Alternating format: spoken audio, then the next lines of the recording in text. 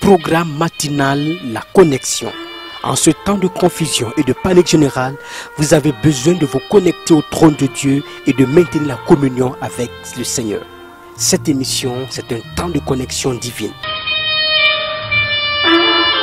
Gloire à Dieu. Nous sommes très reconnaissants au Seigneur pour la disposition du temps et la grâce qu'il nous donne de nous retrouver en ce moment. Baissons la tête pour la prière. Papa, nous te bénissons une fois encore pour ce moment merveilleux dans ta sainte présence.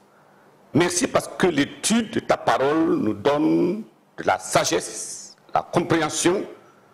Cela augmente notre crainte de ton nom et cela nous amène à nous préparer davantage pour ton avènement. Père, merci pour la réponse.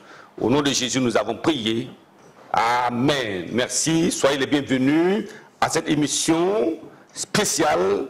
Et aujourd'hui, nous attaquons notre étude numéro 22, qui est l'exemplarité de Christ et le mépris de son humilité par les hommes. Christ exemplaire. Oui, humble.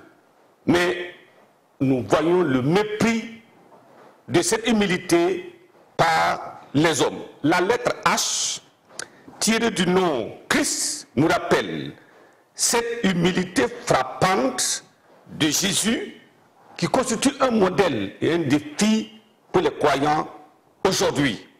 Quand nous lisons dans Philippiens chapitre 4, le verset 9, il est dit là-bas, ce que vous avez appris, reçu et entendu de moi, et ce que vous avez vu à moi, pratiquez-le, et le Dieu de paix vous sera avec vous. Gloire à Dieu. Ce que vous avez appris, qu'est-ce qu'il a appris? Il a appris aux gens l'humilité de Jésus, le caractère de Jésus, les attributs de Jésus, la volonté de Dieu dans notre vie, le plan et le programme de Dieu dans la vie de ceux qui craignent son nom, et il a parlé des doctrines du salut, doctrine de la résurrection, doctrine sur le mariage. Il a parlé, il a dit ce que vous avez entendu de moi, ce que vous avez appris, pratiquez-le. Je prie que le modèle de Christ, le modèle d'humilité de Christ soit un défi pour nous et que nous puissions, oui, placer nos pieds sur les empreintes des pieds du Seigneur. Les enfants de Dieu doivent chercher à comprendre les paradoxes dans les lois du royaume de Dieu. Quand vous lisez Marc chapitre 10,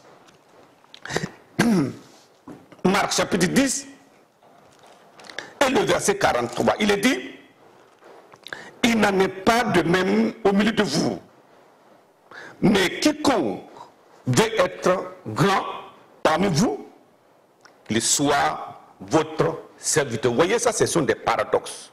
Si tu veux être grand, il faut être serviteur.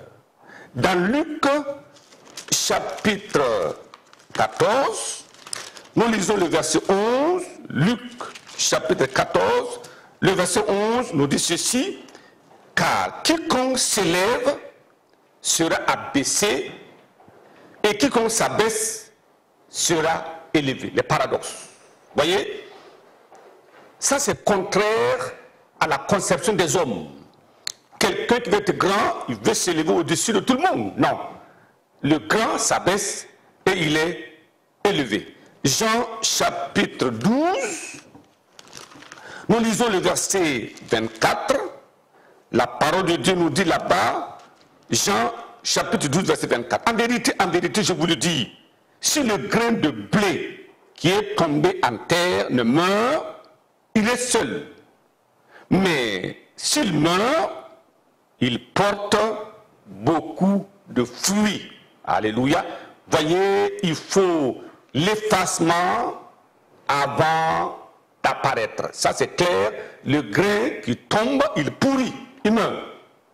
Mais de ce cadavre, oui, de grain, alors s'élève une plante qui va porter des fruits. Ça veut dire quoi? Ça veut dire que quand Dieu parle, l'enfant de Dieu se met à plat ventre. L'enfant de Dieu se dit, je ne connais rien, je ne peux rien, et je m'abaisse. Et alors, en ce moment, cette humilité qui est le caractère de Christ amène Dieu à nous élever. Mais il dit, si quelqu'un s'élève, la puissance de Dieu va l'abaisser.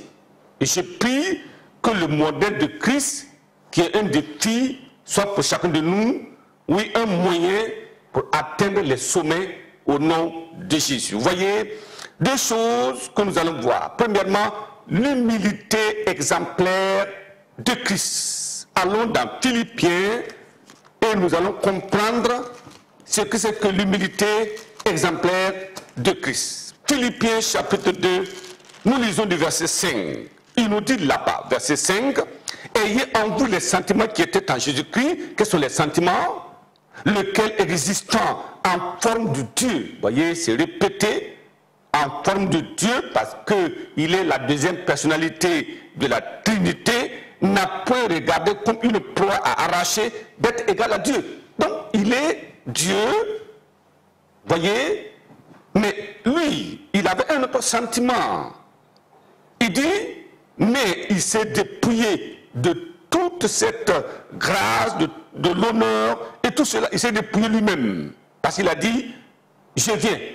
Volontairement, il s'est abaissé. Il s'est dépouillé lui-même en prenant une forme de serviteur, en devenant semblable aux hommes et ayant paru comme un simple homme. Il s'est humilié lui-même, se rendant obéissant jusqu'à la mort de la croix. Voilà, les gens n'ont pas compris que cette humilité est volontaire.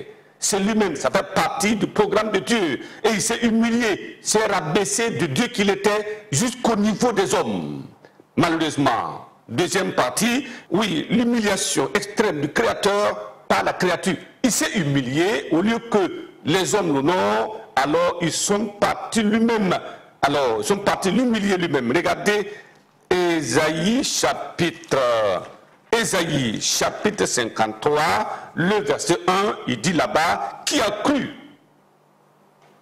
à ce qui nous était annoncé, qui a recouru le bras de Dieu, le bras de l'Éternel. Il s'est levé devant lui comme une fève plane, mais comme un rejeton qui sort d'une terre desséchée. Il n'avait ni beauté, ni éclat pour attirer nos regards, et son aspect n'avait rien pour nous plaire. Méprisé et abandonné des hommes, homme de douleur, habitué à la souffrance, semblable à celui dont on détourne le visage, nous l'avons dédaigné, nous n'avons fait de lui aucun cas. Voilà, Christ est venu de manière silencieuse, de manière discrète. Il n'est même pas né dans une maison. Il n'est pas venu dans une grande famille reconnue. Il est même né et couché dans une crèche. Et il dit qu'il n'y avait rien de lui qui pouvait attirer pour dire, ah, attention, regardez comment il est brillant, regardez comment il est grand. Non, rien, faible. Alors, il s'est humilié comme cela. Alors, à cause de cela, les gens n'avaient rien compris. Les hommes l'ont appelé Belzéboul. Ils se sont moqués de lui. Ils lui ont craché dessus. Ils l'ont cloué avec des bandits au bois. Voilà. Comment l'homme n'avait rien compris. Mais vous savez, si les hommes pouvaient en ce moment-là imaginer que c'était le Créateur, qu'ils avaient affaire au Rédempteur, si les yeux pouvaient s'ouvrir pour qu'ils voient devant eux le médiateur venu du ciel, s'ils pouvaient comprendre que c'est le futur juge de la terre et qui était devant eux, leur attitude allait changer.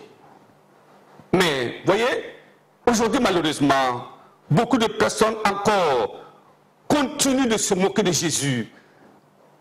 Beaucoup de personnes continuent de se murer, de se cacher derrière leur dogme pour encore mépriser la grâce de Dieu. Non, je prie que personne aujourd'hui ne rejette le Sauveur du monde, mais que nous puissions dire, il est le Sauveur unique et incontestable, je viens à lui.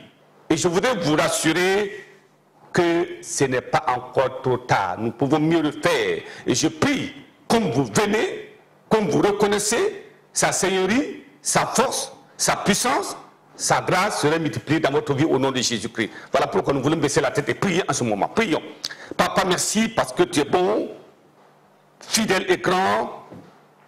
Ce matin encore, tu nous as parlé de ton exemple, l'exemplarité de Christ.